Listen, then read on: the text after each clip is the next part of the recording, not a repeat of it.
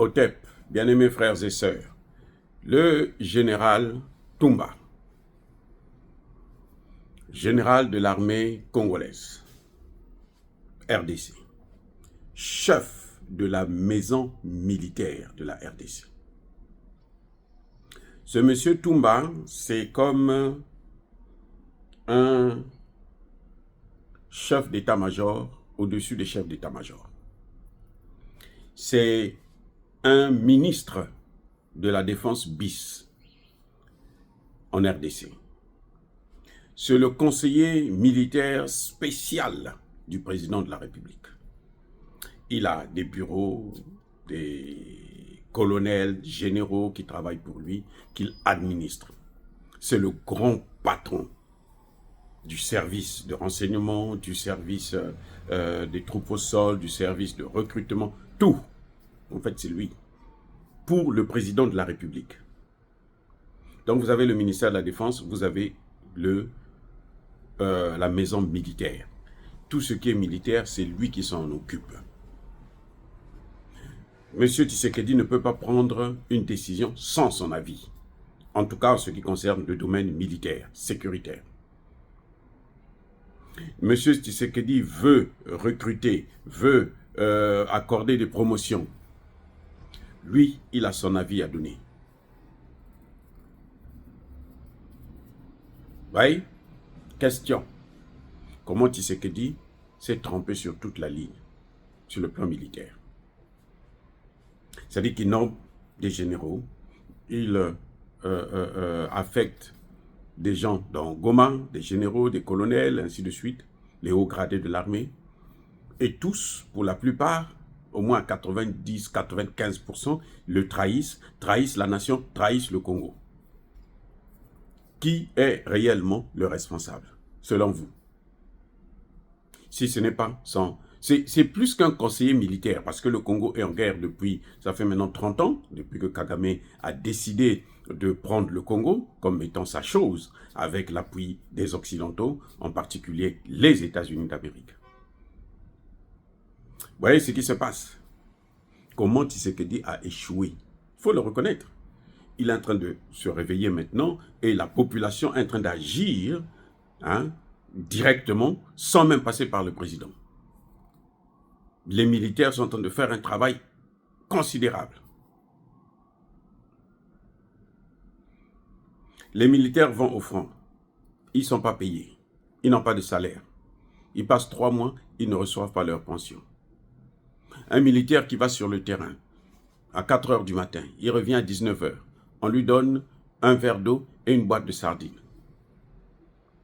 Tshisekedi dit qu'il faut donner 20 $ à chaque soldat sur le terrain par jour. Ils n'ont jamais reçu un seul centime. Tshisekedi augmente leur salaire à 500 $ par mois.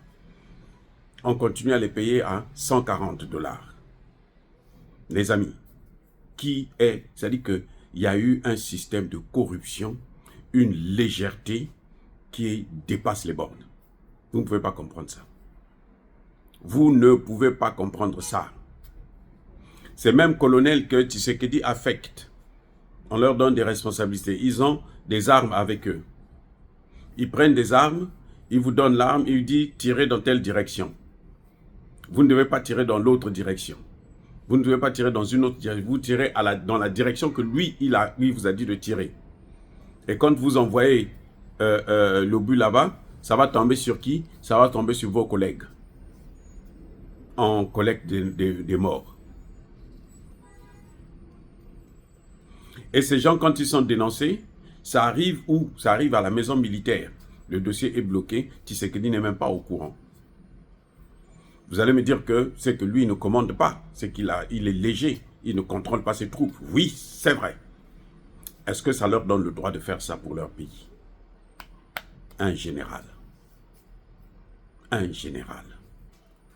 Dieu merci qu'il venait d'être auditionné par le service, le Conseil national de sécurité de la RDC. J'espère qu'il va être incarcéré et mis en prison ou qu'il passe par la peine capitale. Il y a eu trop de morts, à cause de ce monsieur.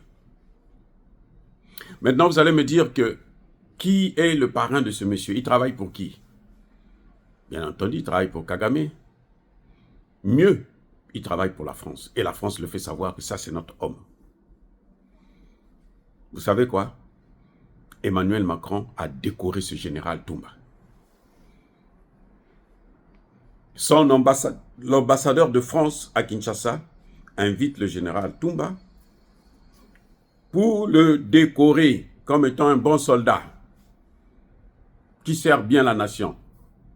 Les amis, c'est scandaleux. Mais Tshisekedi, il s'est dit que je ne sais pas ce qui se passe. Il s'est dit qu'il serait même pendu après un acte. On décore quelqu'un qui est dans un bureau, il est à Kinshasa, la guerre se passe à 2000 km, mais c'est lui qui coordonne tout, on le décore. Alors qu'ils sont en train d'échouer, le Congo ne fait que compter ses morts. Déjà, au nom de quoi la France peut décorer un général qui travaille dans son pays, qui sert son pays pour les intérêts de son pays? Pourquoi la France va le décorer?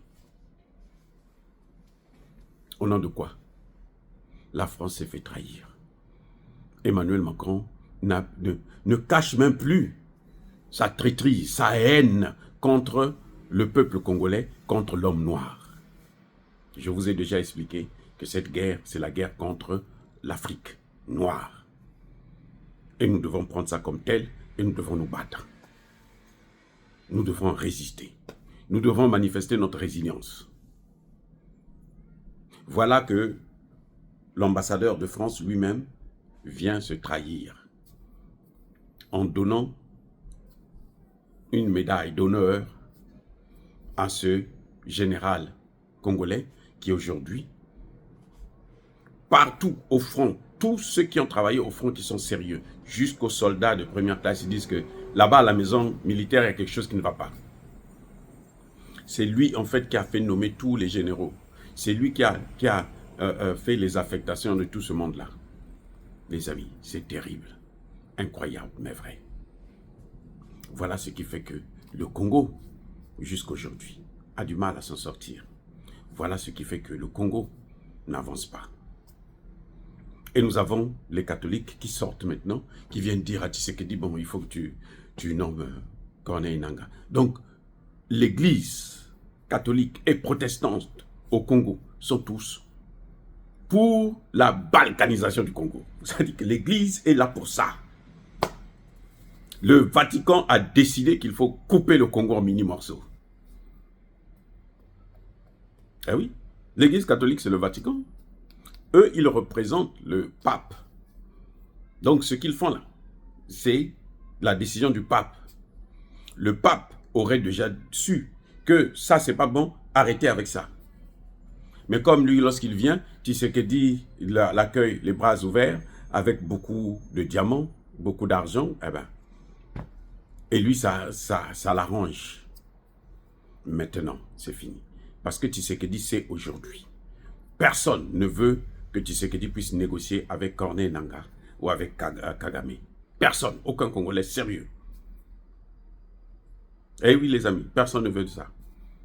Il va se débrouiller seul. S'il veut négocier, il n'a qu'à négocier, mais qu'il sache que le retour, la réaction du peuple, il ne l'a pas encore entendu, il ne l'a pas encore vu venir. Soyez bénis, abondamment bénis par le Dieu des Kémites et par nos ancêtres angélisés, mais que tous ceux qui persécutent le continent africain le pillent et le déstabilisent, qu'ils soient noirs, blancs, chinois, arabes, juifs, indiens ou qui qu'ils soient punis, maudits, foudroyés, neutralisés, écrasés, effacés par le Dieu des Kémites et par nos ancêtres angélisés. Vive l'Afrique éternelle, j'ai dit et j'assume.